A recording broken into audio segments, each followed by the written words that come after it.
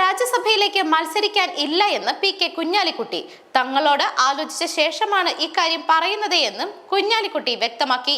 പലവിധ വാർത്തകൾ പ്രചരിക്കുന്നുണ്ട്. എന്നാൽ രാജ്യസഭ സംബന്ധിച്ച ചർച്ചകൾ ലീഗിൽ തുടങ്ങിയിട്ടില്ല എന്നും കുഞ്ഞാലിക്കുട്ടി പറഞ്ഞു. രാഹുൽ ഗാന്ധി റായ്ബറേലിയിൽ ജയിച്ചാൽ വയനാട് സീറ്റിൽ അവകാശവാദം ഉന്നയിക്കില്ല എന്നും അക്കാര്യം നേരത്തെ തീരുമാനിച്ചതാണെന്നും അദ്ദേഹം കൂട്ടിച്ചേർത്തു. അതേസമയം +1 സീറ്റ് വിഷയത്തിൽ പ്രക്ഷോഭം ശക്തമാക്കുമെന്നും അദ്ദേഹം അറിയിച്ചു. വലിയ പ്രതീക്ഷയാണ്. അപ്പോൾ ഇന്നലെ തെലങ്കാന മുഖ്യമന്ത്രി കോഴിക്കോട്ട് പ്രസംഗിച്ച പോലെ കഴിഞ്ഞ ലോക്സഭാ തെരഞ്ഞെടുപ്പുകളിലൊന്നും കണ്ട കാഴ്ചയല്ല. ഒരു ട്രെൻഡ് രൂപപ്പെട്ടിരിക്കുകയാണ് പല സംസ്ഥാനങ്ങളിലും. യു.പിയിലൊക്കെ നമുക്ക് നോക്കിയാൽ അത് വീക്ഷിച്ചാൽ മനസ്സിലാവും, നിരീക്ഷിച്ചാൽ മനസ്സിലാവും. വലിയ ശക്തമായ ഇന്ത്യ മുന്നണിക്ക് അനുകൂലമായ ട്രെൻഡാണ്. നമ്മൾ മനസ്സിലാക്കേണ്ട ഒരു കാര്യം, കഴിഞ്ഞ പാർലമെന്റ് തെരഞ്ഞെടുപ്പിൽ ഇന്ത്യ മുന്നണിയായിട്ടല്ല മത്സരിച്ചത്, പരസ്പരം മത്സരിക്കുകയായിരുന്നു. മിനിമം ഐക്യം മാത്രമേ കഴിഞ്ഞ തെരഞ്ഞെടുപ്പിലുണ്ടായിരുന്നുള്ളൂ. ഇത്തവണ മാക്സിമം ഐക്യമാണ്. വളരെ കുറച്ച് സ്ഥലത്തെ ഐക്യമില്ലാതുള്ളൂ. ഐക്യം ഉണ്ടായാൽ കഴിഞ്ഞ തെരഞ്ഞെടുപ്പുകളുടെ ഒക്കെ പെർസെൻറ്റേജ് വെച്ച് നോക്കിയാൽ നമുക്ക് കാണാൻ കഴിയും. ബി.ജെ.പിക്ക് വളരെ കുറഞ്ഞ ഒരു പെർസെൻറ്റേജ് വോട്ടേ ഇന്ത്യ രാജ്യത്തുള്ളൂ. അപ്പോൾ അതുകൊണ്ട് തന്നെ ഈ ഹൈ പെർസെൻറ്റേജ് വോട്ട് വെച്ച് കണക്ക് കൂട്ടിയാൽ നമുക്ക് തിരിച്ചറിയാൻ പറ്റും ഇന്ത്യ മുന്നണി നല്ല ഭൂരിപക്ഷത്തോടു കൂടി അധികാരത്തിൽ വരാനുള്ള സാധ്യതയുണ്ട്. ട്രെൻഡാണ്. സൗത്ത് ഇന്ത്യയിൽ അല്ലെങ്കിൽ തന്നെ ബി.ജെ.പിക്ക് യാതൊരു വേരുമില്ല. നോർത്ത് ഇന്ത്യയിൽ എപ്പോഴും ഒരു ട്രെൻഡാണ്. ആ ട്രെൻഡ് രൂപപ്പെട്ട് കഴിഞ്ഞിട്ടുണ്ട് എന്നാണ് നിരീക്ഷകന്മാർ പറയുന്നത്. വലിയ വിലയിരുത്തി പറയുന്ന വിദഗ്ധന്മാരൊക്കെ ചേരിതിരിഞ്ഞ് പറയുന്നുണ്ട്. മനസ്സിലായില്ലേ?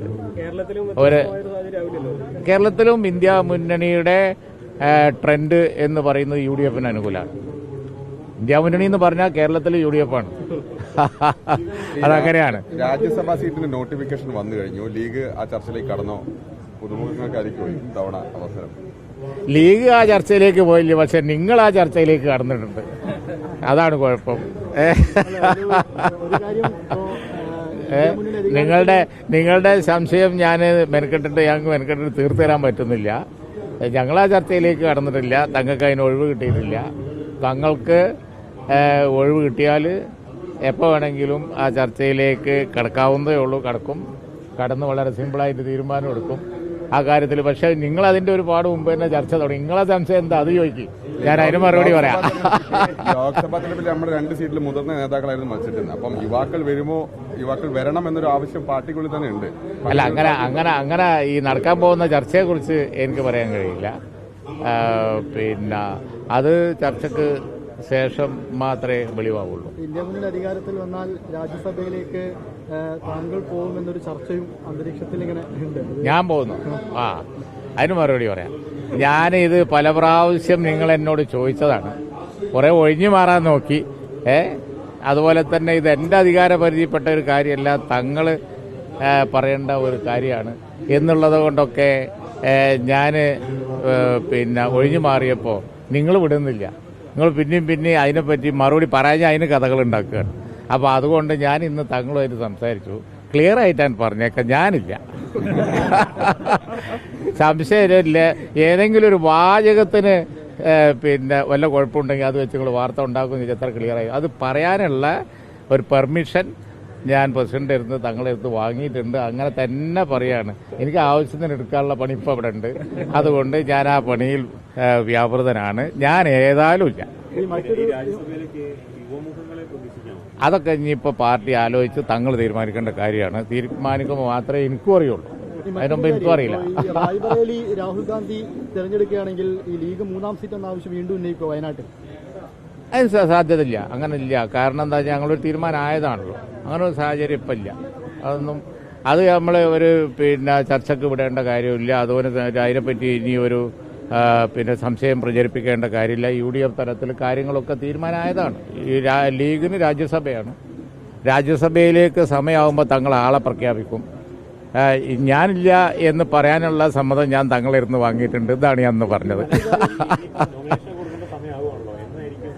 ബാക്കി കാര്യങ്ങൾ ഇപ്പം നല്ലതെന്താ അറിയോ, ബഹുമാനപ്പെട്ട തങ്ങൾ തന്നെ ഗാസി ഫൗണ്ടേഷന്റെ പരിപാടിയാണല്ലോ, തങ്ങൾ തന്നെ ഇവിടെ ഉണ്ട്. ബാക്കി നിങ്ങൾ തങ്ങളോട് ചോദിച്ചാൽ മതി. ഞാൻ തങ്ങളോട് പറഞ്ഞു, ഇപ്പോൾ പത്രക്കാരൻ എന്നെ കാത്തിക്കണ്, മിക്കവാറും ഞാൻ രാജ്യസഭയിൽ പോകുന്നുണ്ടോ എന്ന് ചോദിക്കാനായിരിക്കും. ഇല്ലാന്ന് ഞാനൊന്ന് പറഞ്ഞോളാൻ പറഞ്ഞു. ബാക്കി നിങ്ങൾ തങ്ങളോട് ചോദിച്ചാൽ മതി.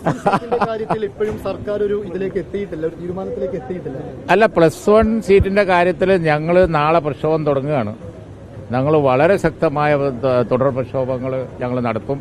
കാരണം എന്താ വെച്ചാൽ രക്ഷിതാക്കളുടെ ഈ കണ്ണീര് ഏറ്റെടുക്കാതിരിക്കാൻ ഞങ്ങൾക്ക് കഴിയില്ല.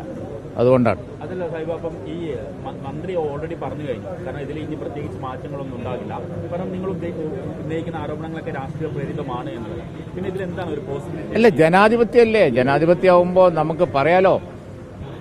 അതിൽ ന്യായം ഉണ്ടെങ്കിൽ തിരുത്തൽ അവരുടെ കടമയാണല്ലോ. ഞങ്ങൾ മന്ത്രിയോട് പറയും, ബഹുമാനപ്പെട്ട മുഖ്യമന്ത്രിയോട് പറയും. ഇത്രയും കണ്ണീരൊഴുക്കുന്ന രക്ഷിതാക്കളും കുട്ടികളും ഉണ്ടാവുമ്പോൾ അവർക്കൊരു മനമാറ്റം വരും എന്നാണ് ഞങ്ങളുടെ പ്രതീക്ഷ. കോടതിയുടെ ഇടപെടലൊക്കെ ഇതിനോടകം തന്നെ വന്നിട്ടുണ്ട്. അതൊരു ഭാഗത്ത് നടക്കുന്നുണ്ടല്ലോ. കോടതിയിൽ ആൾറെഡി കേസുണ്ട്.